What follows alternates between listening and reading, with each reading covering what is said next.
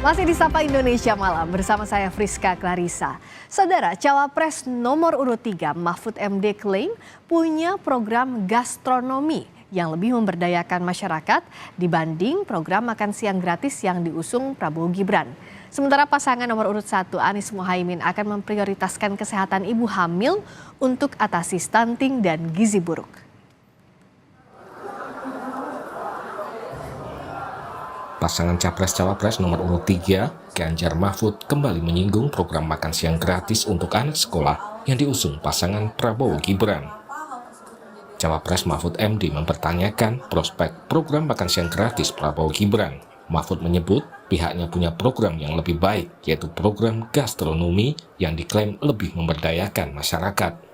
Kalau makan siang gratis itu menurut bagus lah, tetapi prospeknya apa?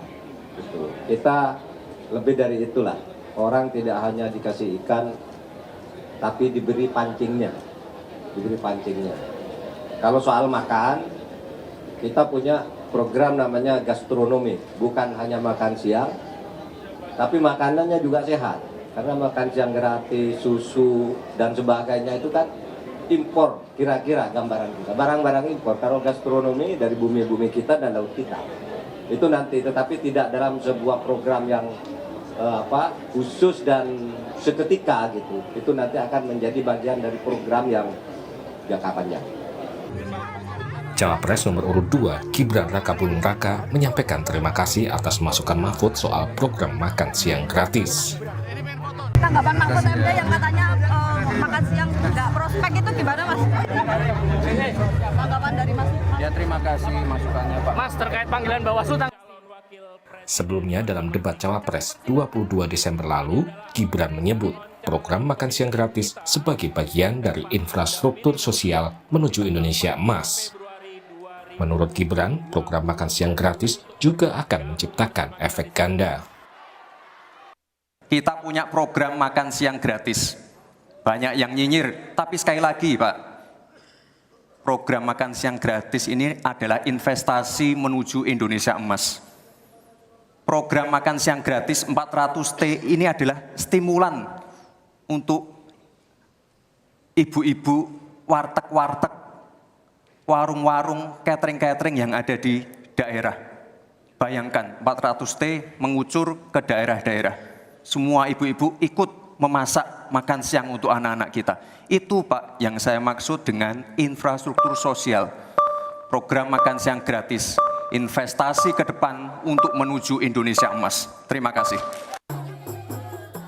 Sementara itu, pasangan Capres-Cawapres nomor urut 1, Anies Mohaimin, juga memiliki program unggulan untuk mengatasi stunting atau anak kurang gizi. Cawapres Mohaimin Iskandar usulkan adanya tunjangan kesehatan ibu hamil sebagai salah satu upaya mencegah stunting. Saya mengusulkan ibu hamil mendapatkan tunjangan khusus. Itu ada yang bilang nanti kalau diumumkan itu banyak orang-orang ingin hamil, maka wajib hukumnya negara memperhatikan keturunan sampai mulia hidupnya. Data tahun 2022 menunjukkan 21,6% atau 4,5 juta balita di Indonesia mengalami stunting. Pemerintahan Presiden Joko Widodo menargetkan di akhir masa jabatannya atau pada tahun 2024, prevalensi stunting berada di angka 14%. Tim Liputan, Kompas TV.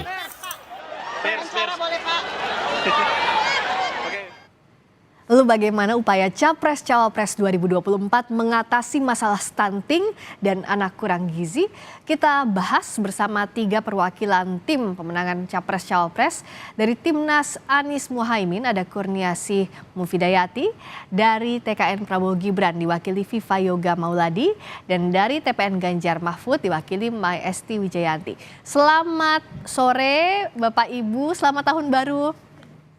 Ya, Selamat selamat sore, sore, salam sehat. salam sehat semuanya. Amin, amin. Semoga sehat selalu. Saya kalau biasanya dari nomor urut 1, saya sekarang ke nomor urut 3 dulu karena ada pernyataan terbaru dari Prof. Mahfud yang mempertanyakan prospek makan siang gratis lalu menyebut program gastronomi. Ini kenapa dianggap lebih unggul dan apa sebenarnya program ini? Begini, Mbak Friska.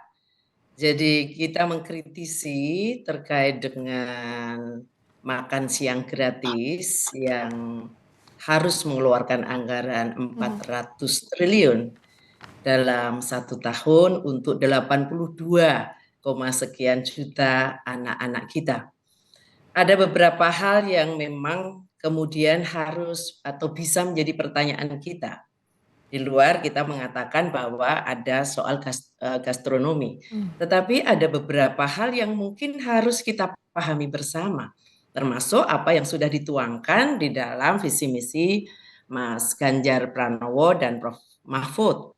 Yang pertama, ketika kita bicara angka 82 sekian juta, itu kan berarti seluruh anak-anak kita yang berada di sekolah maupun juga mereka yang prasekolah dan juga yang berada di pondok-pondok pesantren.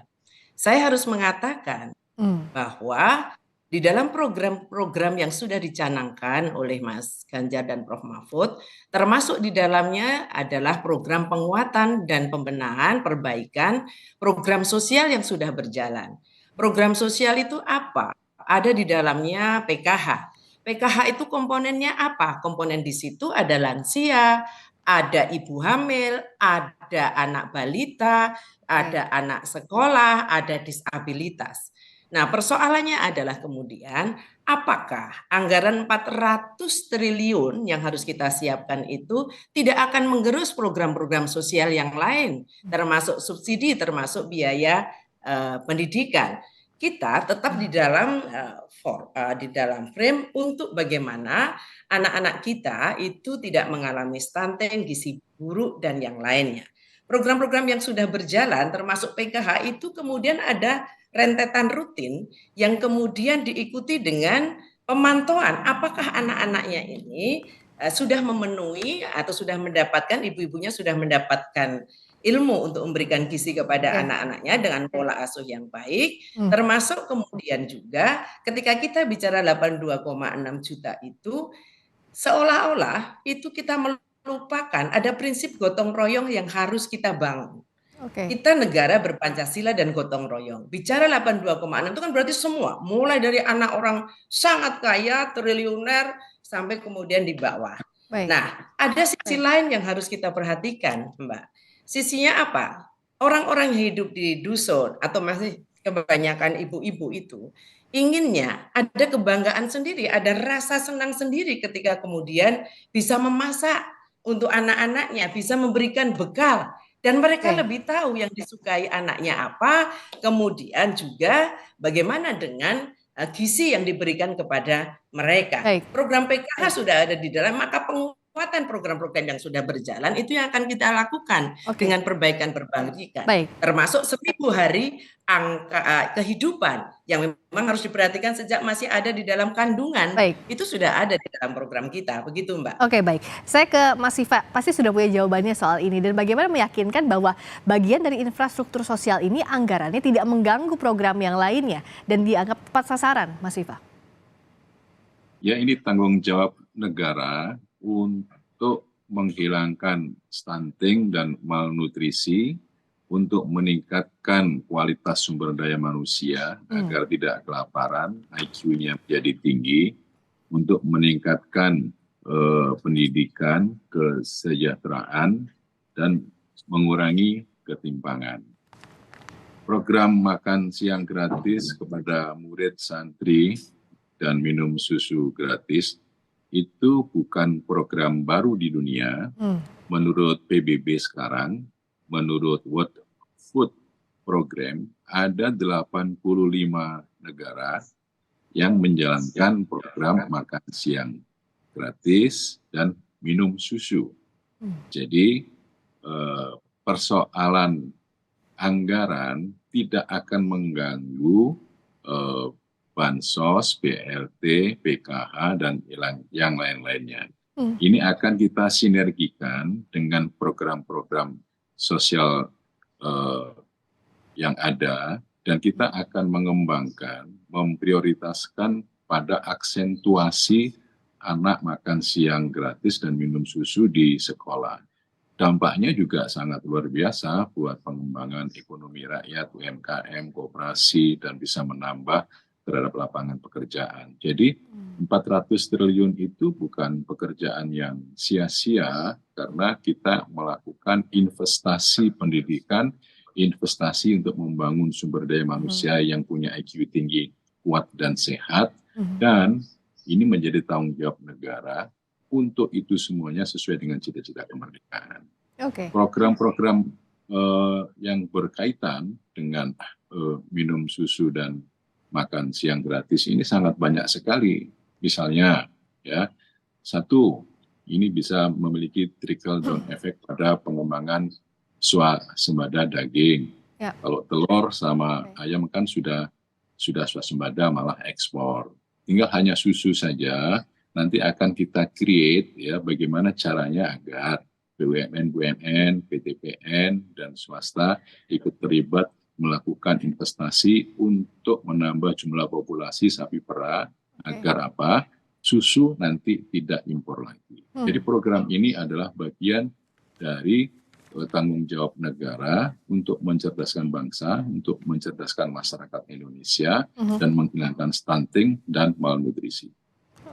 Nah kalau dari calon nomor urut 1, ini kan yang jadi salah satu unggulannya kata Caimin bahwa ada tunjangan kesehatan ibu hamil, salah satunya untuk mencegah stunting, itu yang jadi prioritas. Kenapa dan seperti apa ini?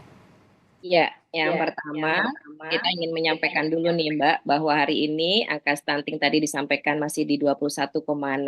Sementara di target kita itu di Komisi 9 ya, karena saya kebetulan di Komisi 9 tahun 2024 itu harusnya di angka 14%. Masih harus kerja keras, artinya PR ini masih menjadi PR besar untuk hari ini.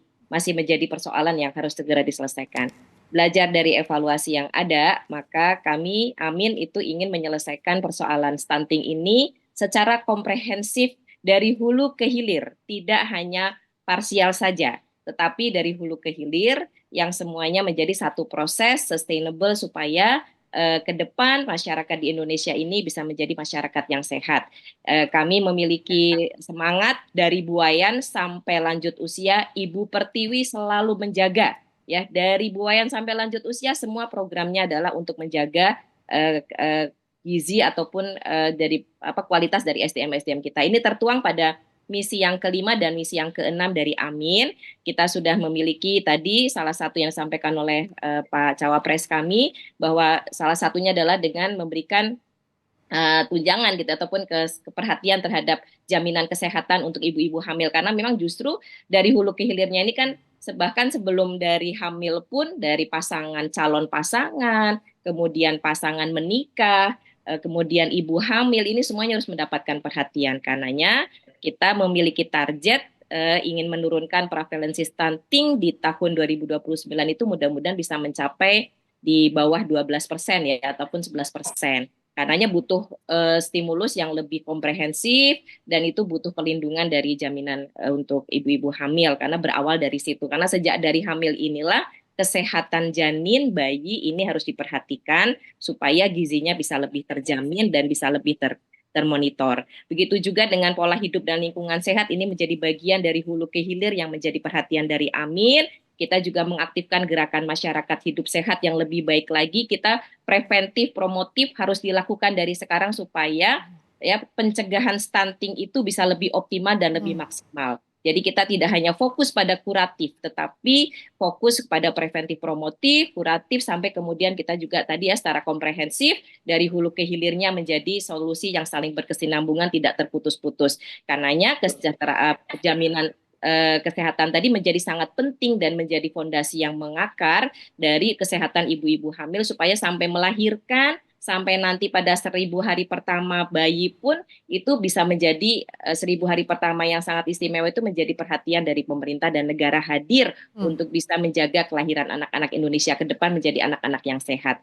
Begitu juga di misi yang ke-6 itu juga sudah disampaikan ya, akan ada anggaran memadai untuk gizi seimbang keluarga Indonesia ya, bahwa kita memperhatikan supaya ada anggaran yang memadai, dan ini memang untuk gizi yang seimbang. Dan ini harus menggunakan model pentahelik ya Mbak ya, menggunakan model pentahelik ini artinya ada 5 stakeholder yang harus dilibatkan, artinya masyarakat dilibatkan, akademisi dilibatkan, semua stakeholder dilibatkan menjadi satu model pentahelik yang komprehensif nanti. Terakhir ini singkat ke masing-masing, mohon sangat singkat karena sebelum kita azan maghrib, bagaimana agar realisasi anggarannya dan memang program ini bisa logis untuk dilakukan dalam waktu singkat. Dari mulai Capres nomor urut 1 dulu, tim ses nomor urut 1 silakan Mbak. Ya, kita akan mengoptimalkan anggaran stunting secara tepat guna, dan di 100 hari pertama kita harus melakukan refocusing terlebih dahulu, fokus untuk daerah-daerah yang memang membutuhkan perhatian yang tingkat stuntingnya paling tinggi, sehingga bisa membantu menurunkan angka stunting dan pencegahan. Anggaran untuk pencegahan menjadi sangat penting sekali, karena tadi konsep AMIN adalah membangun sistem kesehatan masyarakat, kesehatan anak, gizi itu dari hulu sampai ke hilir secara komprehensif, berkesinambungan, tidak terputus, dan juga untuk menjadikan ibu-ibu dan anak-anak kita menjadi ibu dan anak yang sehat. Baik, terima kasih Mbak Kurniasih. Mas Viva silakan. Untuk alokasi anggaran kita akan melakukan komunikasi dengan DPR terpilih, dan kita akan memberikan penegasan betapa pentingnya alokasi untuk pemberian makan siang gratis kepada murid santri dan minum susu. Nanti skala prioritasnya akan diturunkan secara detail teknis, apa-apa saja yang harus dilakukan dalam rangka untuk mensupport agar sinergis dengan program-program sosial yang lain. Saya rasa itu akan menjadi bagian yang penting dalam proses untuk mencerdaskan bangsa dan meningkatkan kualitas pendidikan dan kesehatan anak bangsa. Berikutnya Mbak Esti. Kami konsentrasi betul dengan 1000 hari kehidupan pertama, dan itu akan kita dukung penuh bagaimana kita akan mengeluarkan undang-undang yang harapannya tentu menjadi sebuah persetujuan bersama DPR dengan pemerintah, di mana di situ penekanan terhadap 1000 hari kehidupan menjadi fokus utama. Dan kemudian yang kedua, untuk anggaran-anggaran yang terkait langsung dengan kesehatan gizi anak-anak kita, maka kita juga perlu melakukan penguatan pada program-program sosial termasuk PKH yang di dalamnya sudah tadi kami sampaikan.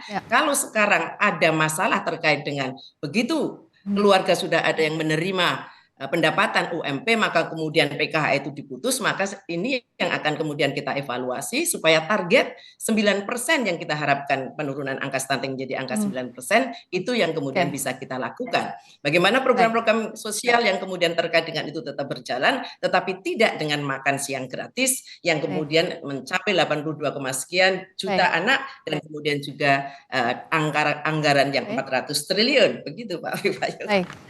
Terima kasih banyak tadi atas perspektifnya Mbak Kurniasih, Mas Viva, juga Mbak Esti. Terima kasih banyak, sampai jumpa di lain waktu.